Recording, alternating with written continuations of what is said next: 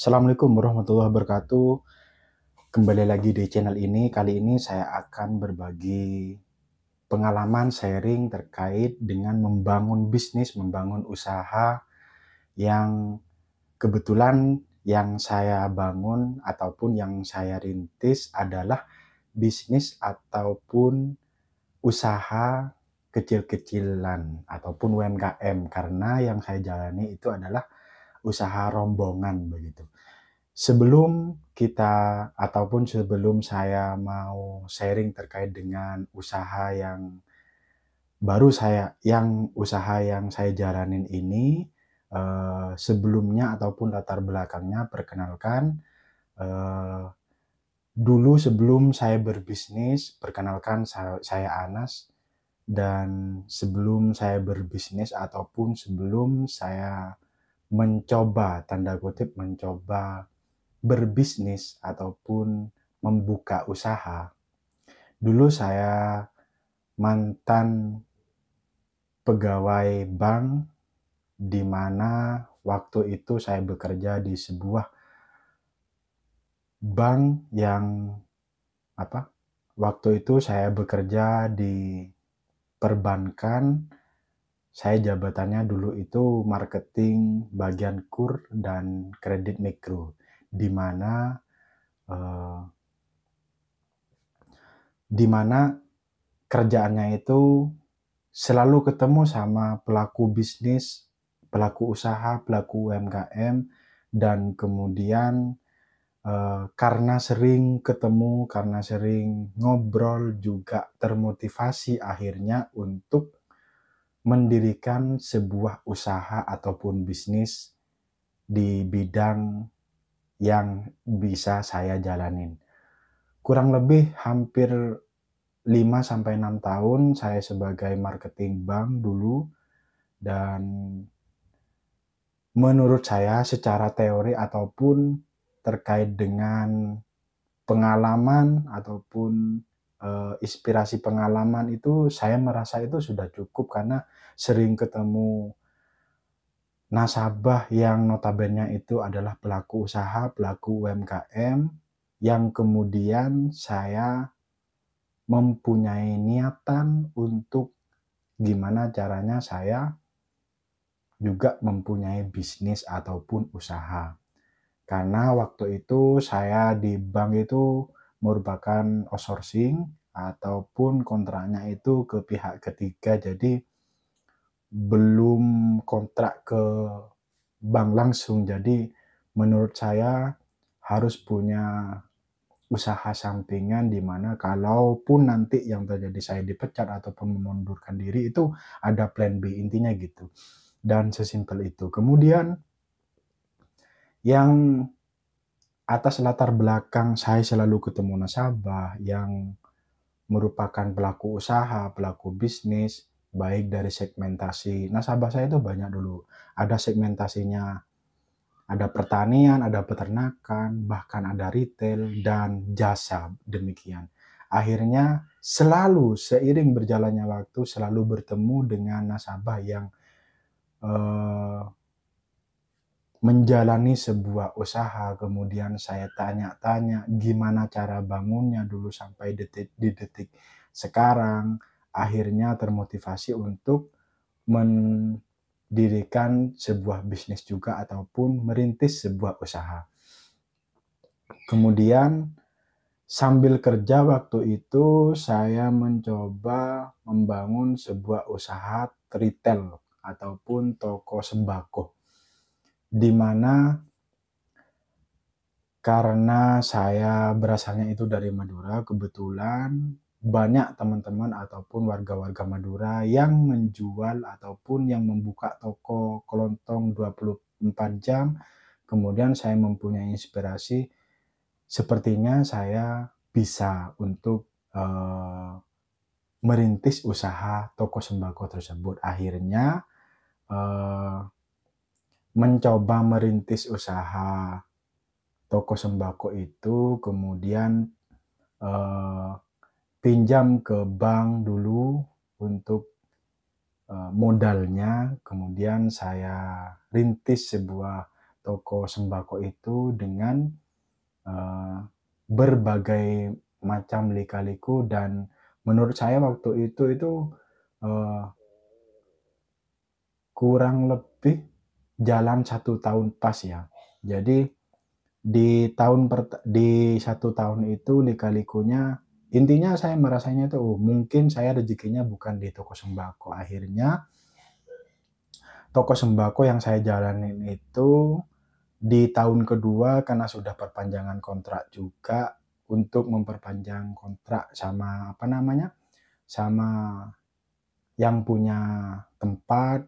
Dan kebetulan waktu itu saya juga kekurangan modal untuk memperpanjang itu. Akhirnya karena saya menganggap toko sembako itu sudah mulai tanda kutip sudah tidak berjalan, dan juga banyak yang bermunculan di samping kanan, di samping kiri, akhirnya keputusan saya menutup, tidak melanjutkan usaha sembako tersebut. Dalam tanda kutip, eh, usaha yang baru saya bangun ini gagal, demikian. Kemudian singkatnya, karena sudah gagal di toko sembako tersebut, kemudian pinjaman yang di bank itu masih belum lunas. Akhirnya mungkin waktu itu, karena saya masih sambil kerja, waktu itu saya memutuskan untuk resign di pekerjaan. Kenapa? Dalam tanda kutip, saya sudah tidak fokus lagi di pekerjaan sebagai marketing bank itu, dan sepertinya saya harus menyelesaikan tanggung jawab ini dengan cara berbisnis. Akhirnya saya memutuskan untuk resign. Kemudian setelah resign, saya merintis usaha lagi, itu tahu petis. Jadi saya merintis usaha rombongan, dalam tanda kutip modalnya tidak terlalu banyak, di bawah 5 juta saya merintis tahu petis awalnya. Di mana saya terinspirasinya itu waktu saya kunjungan, waktu saya liburan kerja, waktu saya di perbankan tersebut, liburan ke Banyuwangi, kemudian di restoran pinggir sawah itu, pinggir kali itu ada menu tahu petis, kemudian saya terinspirasinya dari situ. Dan kebetulan ada BPJS juga, BPJS Ketenagakerjaan itu cair, akhirnya bisa untuk modal berbisnis tahu petis ini. Kemudian apakah saya mengerti banget soal tahu petis? Apakah saya mempunyai ilmu?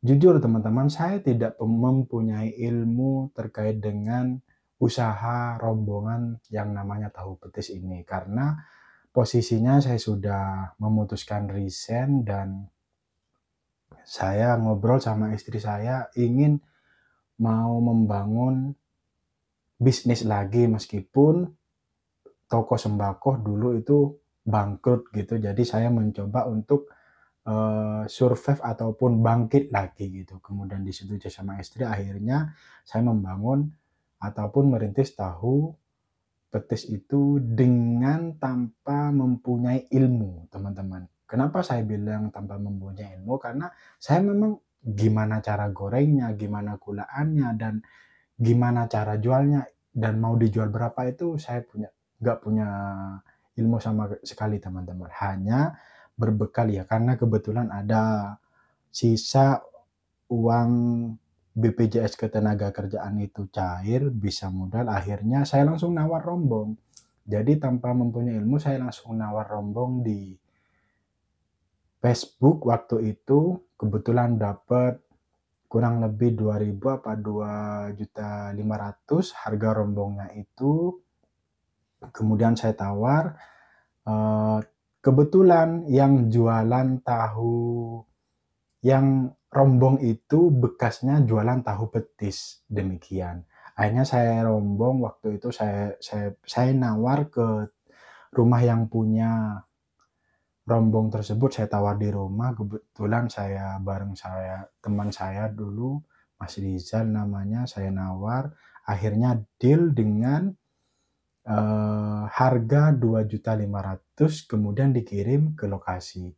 Nah, Saya belum mempunyai ilmu langsung nawar rombong, kemudian saya masih belum tahu tempatnya itu di mana, nggak tahu. Jadi, eee, saya rombong itu 2.500.000 deal, diantar, kemudian sama namanya saya lupa, intinya orang Batu itu bekasnya jualan tahu petis juga, akhirnya saya cari ilmu di situ. Jadi Masnya yang jual rombong itu juga ngasih sedikit resep terkait dengan jualan tahu petis tersebut. Kemudian saya dikasih tahu cara motongnya, tahu tahu yang segini awalnya, kemudian dijadikan berapa, terus untuk resepnya dikasih tahu, ada bawang putih, kemudian ada apa namanya, ada Royco ataupun ada Masako, terus ada dengan segala macam singkatnya, dikasih tahu sedikit terkait dengan petisnya juga.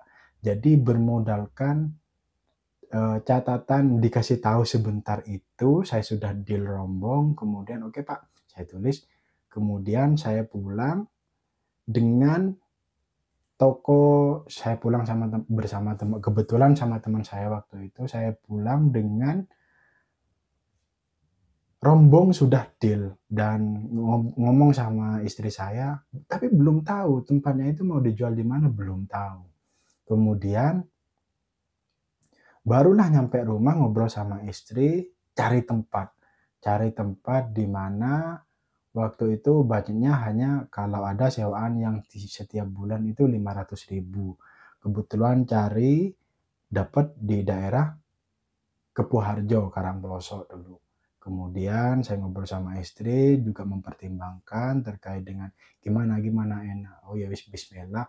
Akhirnya saya langsung bayar apa namanya? Saya langsung bayar sembako itu, saya langsung bayar tempat yang mau dijadikan rombong itu, saya dapatnya kurang lebih 500 di daerah Kepuh dulu. Kemudian barulah saya telepon pemilik rombong yang lama untuk mengantarkan ke lokasi eee, yang baru saya bayar tersebut. Kemudian, dari situ kemudian cari tanggal untuk pembukaan, kemudian juga, langsung praktek. Prakteknya itu langsung jualan, teman-teman. Jadi ilmu yang hanya sebentar dikasih tahu, kemudian saya langsung beli tahu, rencananya itu jadi pertemuan sama tahu ini juga sangat survive bagi saya karena ketemu orang baru, ketemu teman baru, dan waktu mau beli tahu itu berangkat dari rumah ke perjalanan ke pasar, di pertengahan jalan itu di dekat rumah kok ada pickup yang ada isinya tahu, kemudian saya mampir. Akhirnya ternyata memang jualan tahu, namanya Mas Effendi di Desa Leses. Jadi barulah ketemu sama istrinya pertamanya, "Mbak, saya mau jualan tahu petis, rencananya mau kulaan, bisa?" Dibilang bisa, "Ya wis Mas, bisa." Kemudian beli tahu di sana, dibawa ke rumah, diingat-ingat apa yang disampaikan sama rombong pertama itu kalau takalnya segini-segini, dicoba-dicoba, kemudian resepnya juga dicoba-dicoba, langsung sorenya itu langsung jualan, teman-teman. Jadi belum ada persiapan sama sekali. Jadi ngomong, error-nya itu mungkin kalau di pengalaman saya itu sambil jalan begitu. Saya cuma modal karena juga nggak punya kerjaan dan ya sudah sambil jalan, sambil belajar. Kemudian saya jualan di rombong yang sudah saya apa namanya, yang sudah saya bayar itu. Kemudian, ya alhamdulillah perjalanannya ya karena namanya baru jualan dari rombongan laku 100.000, laku 150, bahkan 200 itu sangat seneng dulu. Dengan catatan tahu itu masih kadang di hari pertama itu tahunya kalau hancur ternyata kebanyakan soda dan hari keduanya itu malah kok kurang ngembang itu. Jadi hampir kurang lebih satu satu bulan itu pasti ada kekeliruan intinya teman-teman, pasti ada kekeliruan. Akhirnya seiring berjalannya waktu, yang saya nggak mikir hasil dulu waktu itu ya, dapat berapa ya sudah senang karena juga saya dibantuin sama ponakan saya juga, saya harus mau nggak mau harus ngasih ke ponakan saya, kan nggak enak kalau ngasih, masa cuma mau bantu. Kemudian seiring berjalannya waktu, di bulan pertama itu mungkin saya nggak mikir hasil, yang penting bisa jualan, yang penting pelanggan itu tidak kecewa, demikian. Akhirnya di bulan kedua itu sudah mulai mikir, loh, cara bikin, terus cara terkait dengan resepnya dan lain-lain sudah mulai agak bagus, catatan bukan langsung bagus banget. Teksturnya sudah bagus, terus cara melayaninya itu juga sudah mulai lumayan. Akhirnya dengan, apa namanya, dengan pemikiran saya waktu itu, kok tempat di itu rasanya 2 bulan itu masih belum, menurut saya itu karena harus bayar ponakan saya, harus bayar tempat juga, rasa-rasanya kok rugi, demikian. Akhirnya keputusan saya untuk pindah tempat lokasi jualan. Kemudian, singkatnya saya pindah tempat jualan di daerah SMP SMA Sabilillah di daerah Malang. Kebetulan di sana sangat diterima walaupun di sana itu baru, karena saya sudah ada bekal 1 bulan, hampir 2 bulan yang di tempat rombong yang lama ini kan sudah belajar terkait dengan kekurangan, terkait dengan mungkin apa saja itu. Jadi, eee, sudah mulai, artinya di sana itu tinggal jualan karena human error-nya itu sudah di bulan bulan pertama dan kedua yang di tempat sebelumnya itu. Jadi di dekat SMP SMA Sambilan itu sudah langsung lihai intinya, langsung bisa jualan.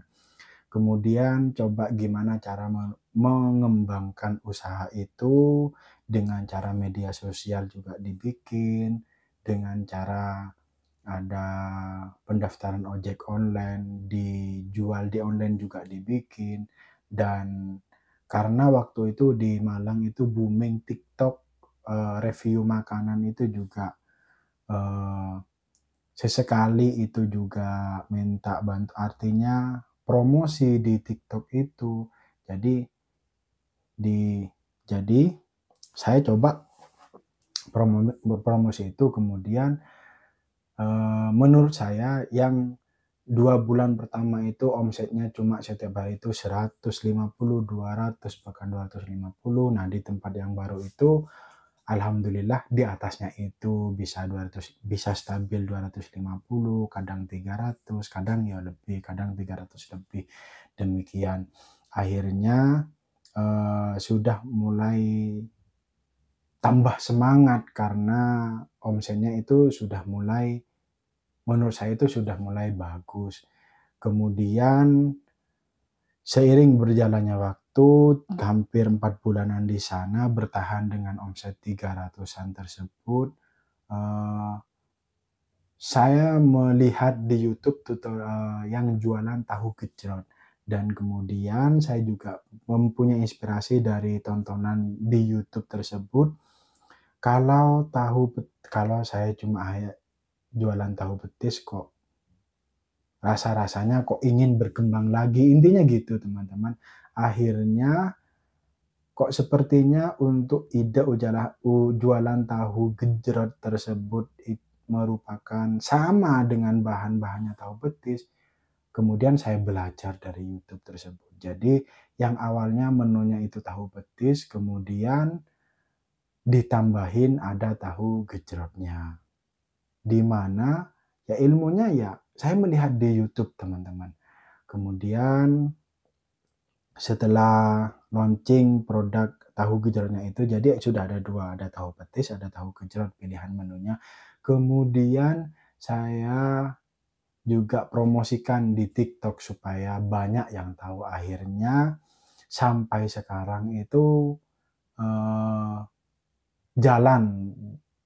Menurut saya itu jalan teman-teman, karena baru buka dulu omsetnya 100, 150, maksimal itu 250, kemudian di tempat yang di dekat Sabilillah itu, kemudian saya pindah sekarang di dekat SM Futsal, eee, dari Sabilillah sama SM Futsal itu omsetnya itu, stabil stabil dalam artian ya cukup gitu teman-teman. Karena saya sekarang, apa namanya, minta bantuan, artinya ada yang bantuin jaga, namanya Mas Dimas, dan, eee, omsetnya sekarang itu bisa stabil di mungkin 4 sampai 500 ya, kadang di atasnya. Tapi ya kalau rezeki teman-teman, kalau bisa saya sampaikan itu rata-ratanya itu bisa 400 sampai 500 omsetnya setiap hari. Dengan catatan, eee, di sana itu sewanya kurang lebih 700.000 dan saya harus, ngasih upah walaupun tidak seberapa. Itu artinya kan ada kewajiban sebelum melihat hasilnya, dan jadi sekarang masih berjalan di omset 400.000-500.000.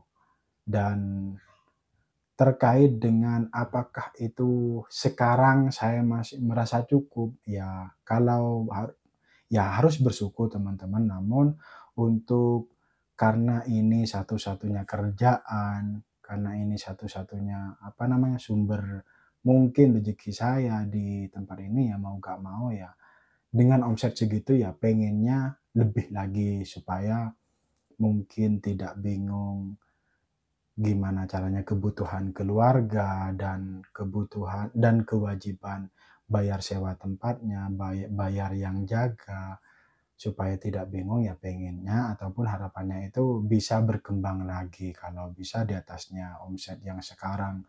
Namun ya memang tidak mudah teman-teman, bahkan kalau apa namanya, banyak kampus anak-anak kuliah itu libur sekolah itu bisa dipastikan itu juga omsetnya menurun. Namun ya mau gak mau ya harus dijalanin, ya harus apa namanya, disyukurin dan tetap harus sebisa mungkin mudah-mudahan bisa konsisten. Seiring berjalannya waktu ya mudah-mudahan dalam waktu dekat ada rezeki untuk perkembangan, untuk gimana caranya lebih dalam tanda kutip, kalau omsetnya sekarang segini, karena kebutuhan keluarga juga tidak sedikit, jadi saya pengennya mau buka gerai di tempat lain dengan usaha yang sama, jadi cabang artinya gitu. Mudah-mudahan dilancarkan dan, lika-liku ataupun cerita membangun sebuah usaha, sebuah bisnis itu perjalanan saya begitu teman-teman. Mudah-mudahan ada saran untuk saya ataupun, ada kritikan silahkan tulis di kolom komentar, dan mudah-mudahan sharing ini bermanfaat. Kalau ada yang salah saya minta maaf. Mudah-mudahan bisa menginspirasi teman-teman khususnya yang mau merintis usaha dan atau mungkin usaha yang sama ataupun usaha-usaha yang lain. Jadi, mulai dari awal latar belakang saya kenapa saya memutuskan untuk membuka sebuah ataupun merintis sebuah usaha, sampai sekarang itu apa namanya, bertahan di ini, cerita singkatnya seperti itu teman-teman.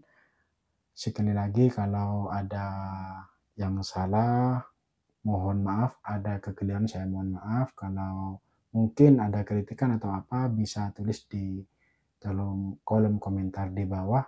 Terima kasih, sampai jumpa di video dan sharing berikutnya. Assalamualaikum warahmatullahi wabarakatuh.